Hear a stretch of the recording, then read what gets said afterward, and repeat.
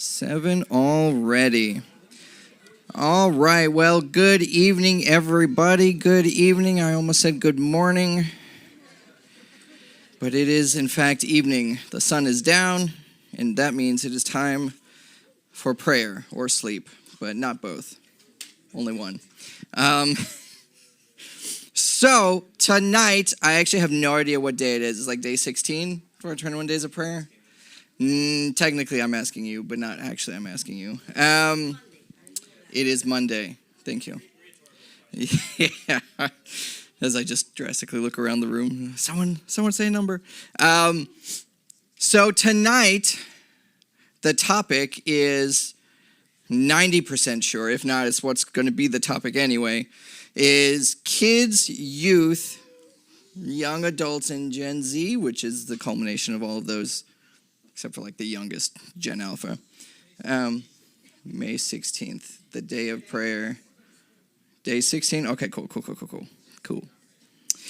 So, as noted last year, this is my least favorite subject to talk on, despite the fact that I am, in fact, the youth pastor. Yeah. It's ironic how that happens. But here's what I'm going to do. I'm going to throw some thoughts out to you guys, and I'm going to round it off into prayer points. Because there's so many things that you can talk about, because youth, kids, Gen Z is literally like a billion different age demographics, and all kinds of different thoughts can go into those. However, I'm going to hit some really basic thoughts and some struggles and challenges that we're dealing with, and we're going to round it into prayer points because you guys are all adults with the exception of the few actual youth that are here. You're welcome, Tanya. So I'm going to start off in Deuteronomy chapter 6, verses 6 to 9. And it says, "These commandments that I give you today are to be on your hearts," talking to the adults in the moment. "Impress them on your children. Talk about them when you sit at home and when you walk along the road, when you lie down and when you get up. Tie them as symbols on your hands and bind them on your foreheads. Write them on the doorframes of your houses and on your gates." Proverbs chapter 22, verse 6 says, "Start children off on the way they should go, and even when they're old, they will not turn from it." And no, don't edit that. Thank you. Wonderful.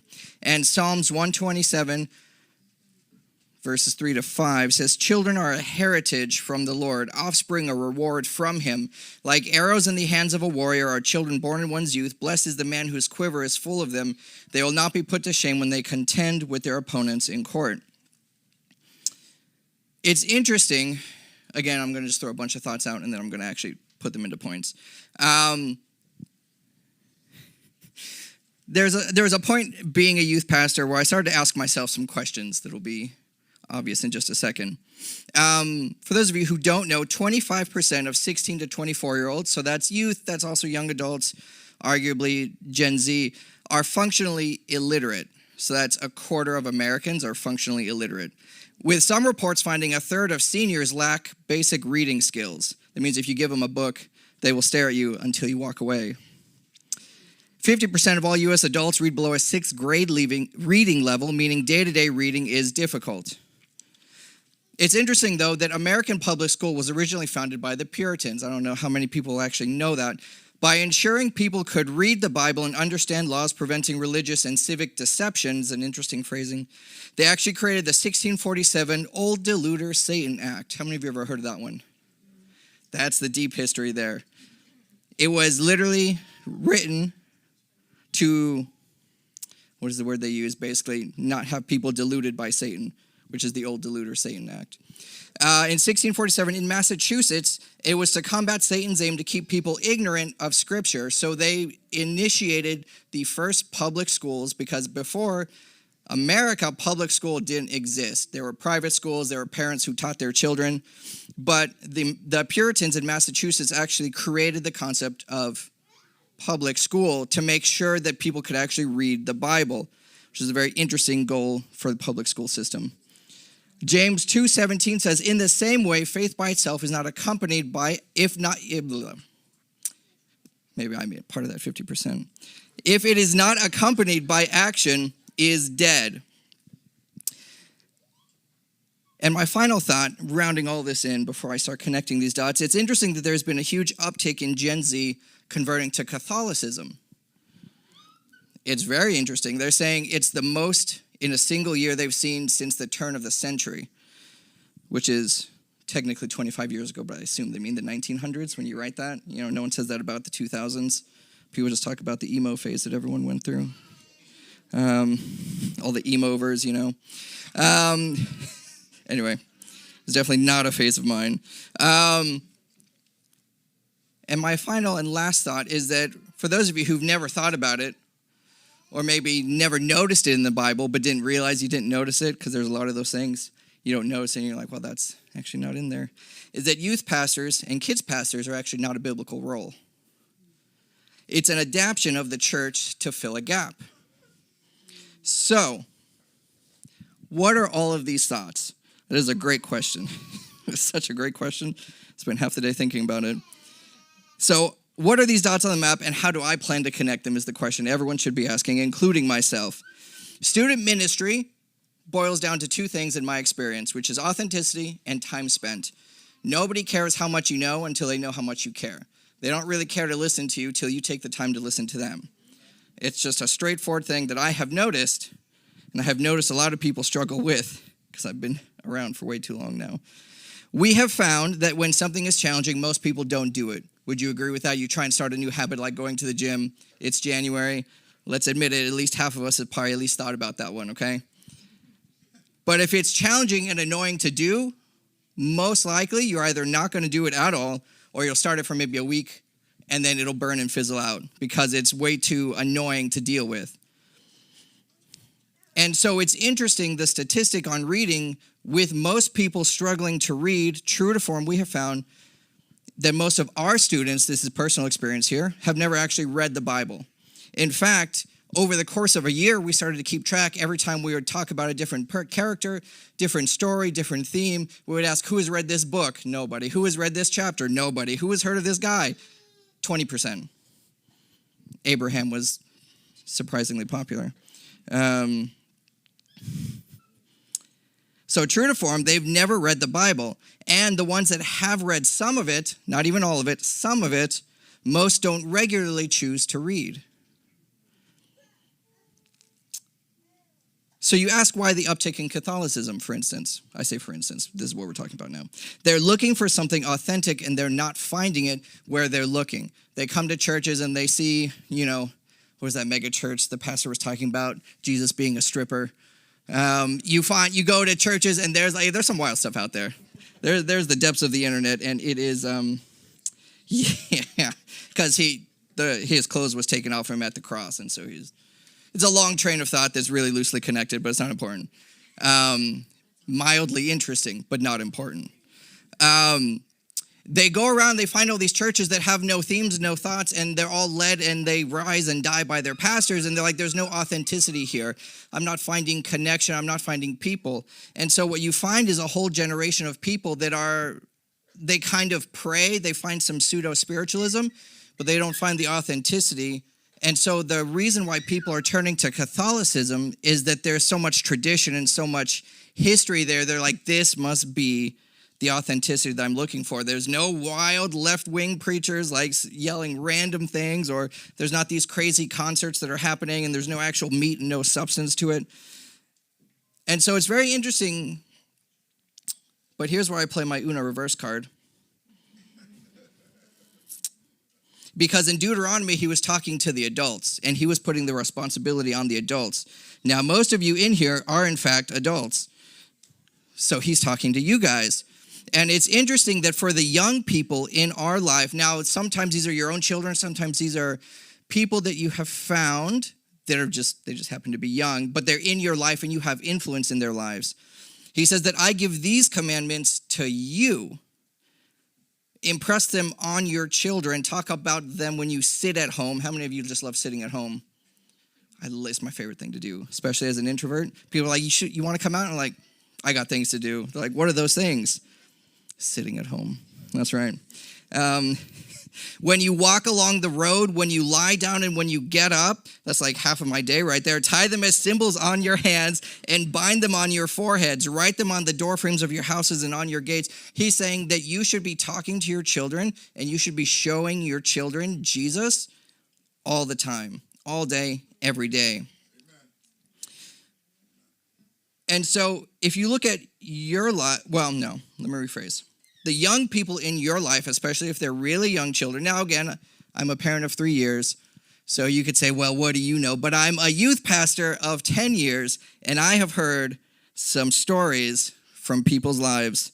Not that I would say it to their faces, but their children have some stories about them. They very much look at what you do and what you say. How many of you already know that one? That one's an obvious one. And how you react, not what you tell them. So when was the last time that they saw you pray? When was the last time they saw you read the Bible? When was the last time they heard you talk about Jesus? Or pray with them to see an issue resolved? Hey, our finances are running out. Or, hey, we're going to tithe, even though we don't know what the end of the month looks like. You bring your children into it. When was the last time the young people in your life actually saw you working out the faith that James talks about? As I scroll through my screenshots here, faith without works is dead. Children watch your works. They don't really care about what you're saying, which interestingly enough works hand in hand with youth ministry. Half the time they don't even care what I'm saying, but I'm there with them and it matters eventually. Sometimes they just circle in and I'm the old guy on the outside like, guys. But anyway, it's not important. It's interesting that the Bible says that children are a blessing, but how often do we actually think about them in that manner? How often do we think about, okay, well, now I got to feed them here, and I got to do this, and they got to go over here, and now they just broke half the things that I own, and, now it's time for a trip to the thrift store, and, to replace some of these things, or maybe we'll just glue them, and it'll be the pity thing that we have in the corner. We liked it enough to put it back together, but not enough to put it back together the right way. So when was the last time you actually looked at the young people in your life and actually saw them as a blessing? And we are to not only teach, but we are to model the Christians that we want them to be. Very often, in my experience as a youth pastor, the children that I have gone with have become exactly what they saw their parents being. To one degree or another, there's usually a little bit of grace zone in there because children, at some point, they get a brain for themselves and they translate a little bit. But if we live out James 2:17, our children should be seeing and experiencing God in their own lives through us at the very least. Many students, due to home scenarios and single parenting, are lacking role models in their lives. And so at church, we should, at the very least, be those role models for these guys, these kids. And so if you're looking for prayer points, yes, no, I have time. Sorry. The screenshots tell me the wrong time, you guys. They're lying to me about time. I'm going to put them away. So if you're looking for prayer points, pray for genuine connection with young people. That is the thing that they live and die by. If they think that you're hiding something from them, they don't see you as authentic, they care tremendously less about what you have to say. Pray for biblical role models, either to be one or for one to appear in young people's lives. We've had in youth, we've had the privilege of being that for so many students when their life was definitely one heck of a roller coaster. I think last year I talked about all the things we'd seen, so all the terrible things that have happened in kids' lives. But one of the resounding points that we've been able to accomplish is that we are regularly the highlight of their weeks, which is both the greatest compliment you can get and yet the saddest thing to hear at the same time. And the last prayer point is to pray for genuine experiences with God in their own lives in the day-to-day, not mountaintop moments. So we had summer camp, and that was great. All the kids were super hyped on Jesus. Wonderful. But mountaintop moments don't come around very often. They need to be able to find Jesus in their day-to-day. Because if students don't see God, if they don't experience God, they're not going to keep looking for God. They're not going to keep living their lives for God. So as parents, as church leaders, as just people who happen to be at church, you are regularly a role model for someone in a young adult category or under. And I think a lot of us should consider what that means when we interact with people, that, hey, I'm a role model. Do they actually see Jesus in me in this moment? Do my kids, if they were to repeat exactly what I'm doing in this moment, would I actually be overly fond of that? In 10 years, when they're much taller and much bigger and arguably, hopefully, much stronger, am I still going to enjoy this habit that I'm showing them, that they're starting to copy? There's been so many things that I say personally, usually at the dogs, but that Josiah will run by me and just start yelling it also at the dog. And I'm like, that's probably the last time I say that. You know, like you hear it and you say it, it's nothing terrible. And, you know, I'm definitely not going to say it from stage, though. I do love my dog, though. She's very precious. She's a red-nosed pit, so she's like 65 pounds of just face, really. It's just all face. But so when it comes to young people in our lives, those are the 4 things that we should, I lied, 3 things. I wrote 3 notes. Those are the 3 things that we should be praying for in their lives, okay? Genuine experiences, genuine connection, and biblical role models. Because time after time, they definitely do not remember what we say. I'm going to throw that out there. In my 10 years, I can tell you maybe 4 students have remembered what I've said, past a month at most. It's hurtful, but you know what? It's okay. But they will remember the connection. They will remember the time spent. They will remember what they saw you doing and what they saw you saying and how they saw you reacting. And so that is what I want to encourage the church as we look towards Gen Z, as we, as parents, look towards, you know, what kind of child do we want to actually raise. The Bible charges the parent with 99% of the heavy lifting, and there's like 1% for the child, which is in Ephesians 6 is honor your mother and father. This is the first commandment with a promise.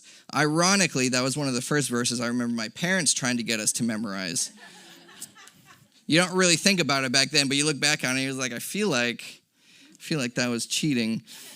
But it's not important. So that's what I want to encourage you guys. Every moment you're with someone who's young, and especially when they're really young, is a moment that never comes back. And so we have to be super intentional with those times. And so what we're going to do is we're going to go into a song of worship. I don't know why I always look behind me. It's not there. We're going to go into a song of worship, and then we're going to go into private prayer. If you want to come up and pray, if you can read it, I have my three prayer notes at the end of this page. This one over here on the right. So you can read that. You can pray over it, or you can obviously just come up and pray in general. You don't need to use my notes. And then we'll come back at the end for corporate prayer as we have for the last 2 weeks. So with that being said,